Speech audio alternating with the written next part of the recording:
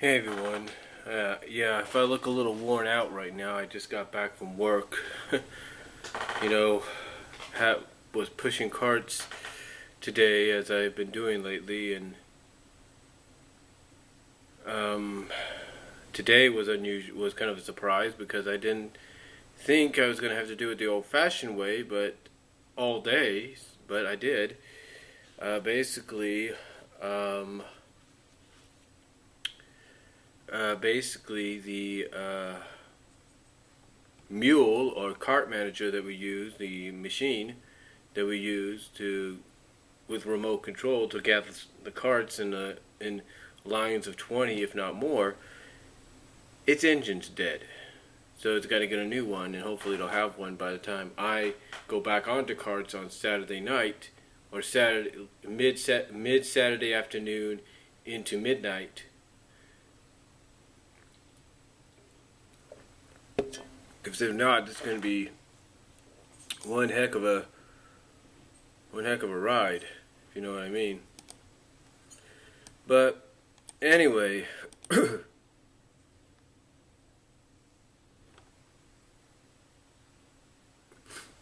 but anyway, um, uh, basically,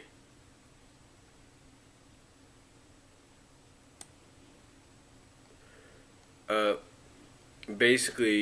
what I'm saying, but basically,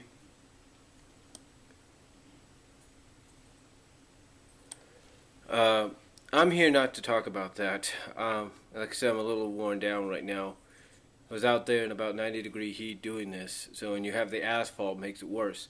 But anyway, I want to talk about the fact that TNA this past Monday and Tuesday, last night and Monday night, filmed uh, 3 weeks, I think, of Impact. And, TNA never learns. They just never learn. Because it seems that they cannot go a year, not even 6 months, without creating a faction. They can't.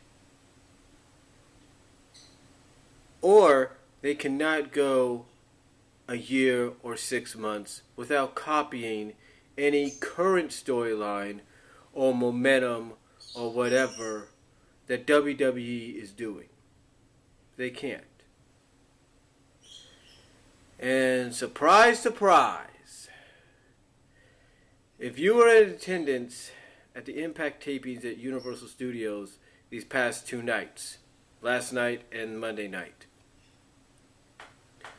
you pretty much already know what I'm about to say. And if not, and if you've read the spoilers, you pretty much know what I'm going to say. And if you haven't read the spoilers, well, you know what?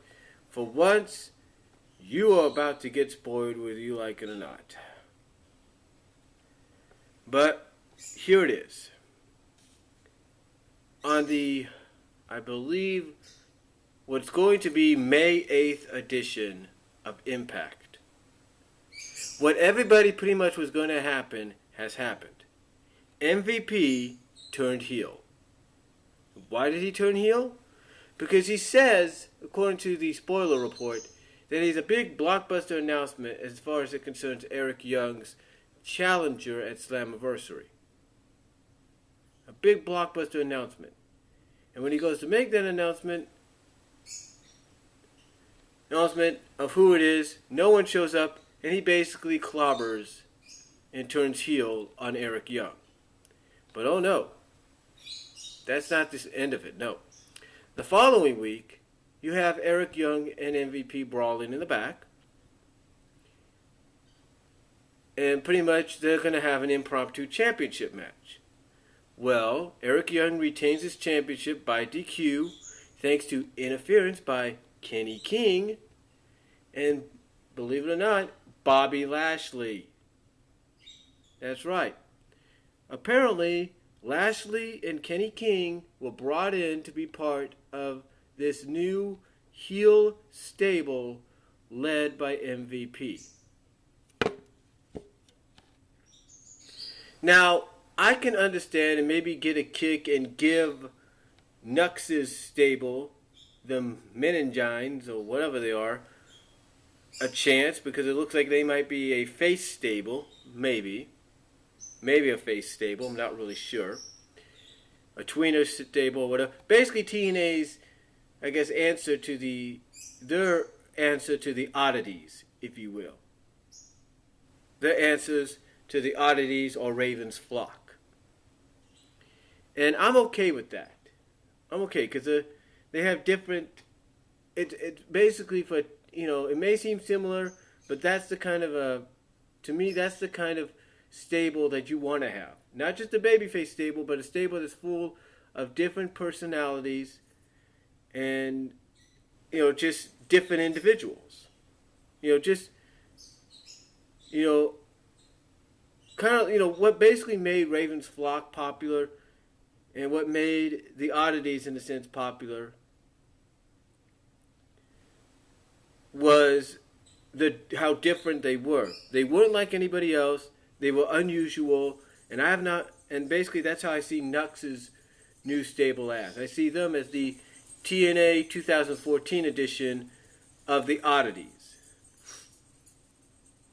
That's what I see. But I don't see any originality with this. Isn't it ironic that a few weeks ago Evolution reforms because they have a common enemy in the Shield and Daniel Bryan? So isn't it kind of ironic that now you have MVP, Lashley, and Kenny King together, and the common enemy is Eric Young and whoever sides with Eric Young. Whoever is their answer to the Shield. Now, some of you might say, well, it's got a bit of a nation domination feel because it's all African American guys. And that might be true. Maybe it's their version of nation of domination with an evolution rip. Who knows? Now, I know some people might be okay with this and some people won't be. But again, isn't it kind of ironic?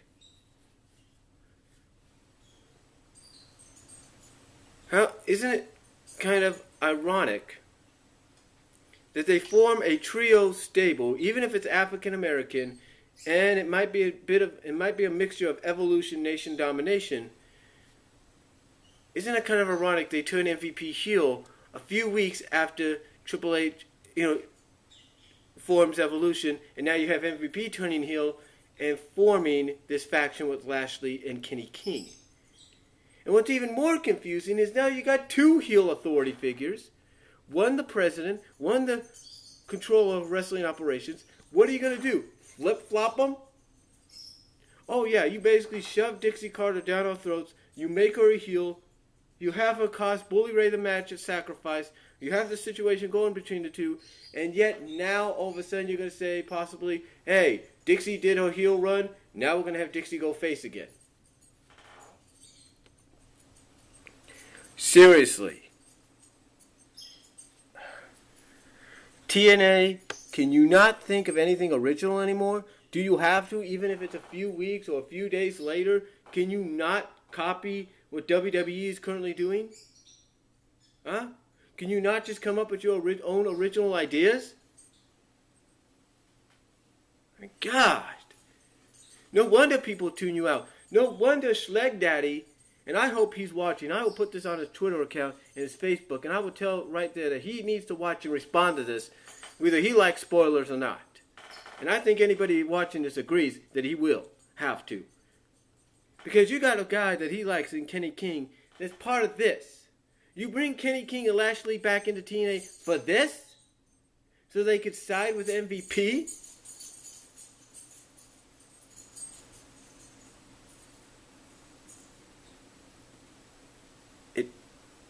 It doesn't... And people wonder why... And TNA wonders why people criticize them. why they tune out the product.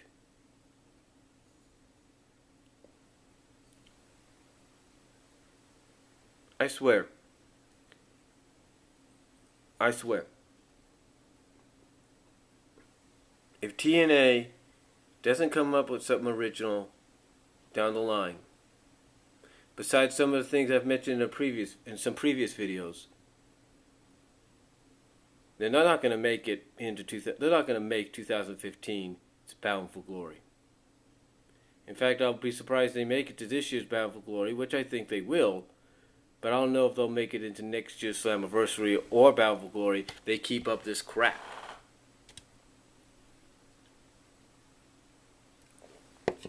And you're doing this for what? Just because WWE's doing something? You want to do something, doing the same thing? You want to do something similar?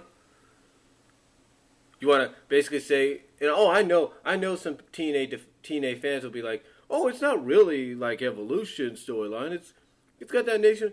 Yeah, I get that. You're going to come out and say it's got that Nation of Domination feel to it because they're all African American. I get that, and I understand that. And maybe there's going to have, and maybe they will have a reason for this group getting together. Maybe it's going to be that old school, hey, the white man has kept us down storyline. And okay, fine. But do you have to do it like this? Can't you just have MVP turn heel, feud with Eric Young for the title, not need a stable, let Kenny King and Lashley do their own thing? Do you need your versions of Triple H, Randy Orton, and Batista? I mean, honestly. And again, what is this going to do now that you got two heel authority figures? You going to turn Dixie face again? You going to come out here, have her come out suddenly and apologize for her actions? And what, finally admit that maybe behind the scenes financially the company hasn't been doing well, and that maybe behind the scenes she really doesn't know that much about the ins and outs of the wrestling business? And that she's asking for forgiveness?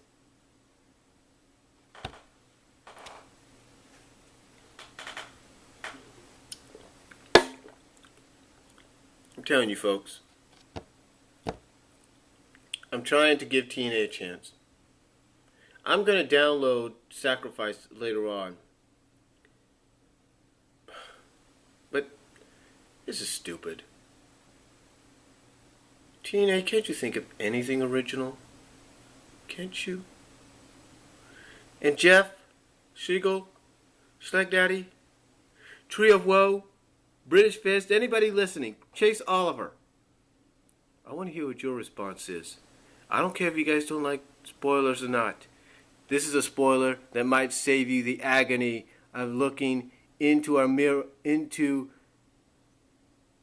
a poor man's second-rate mirror when you go to watch that the May 8th and May 15th edition of Impact. May save you the trouble. And Jeff, I know you don't want to end up falling asleep again on Impact programming. Believe me, I know you don't want that to happen. So respond, guys. That's all I'm asking, and I'm sure that's what everybody else is asking. But come on, TNA. Get original. That's what made you different.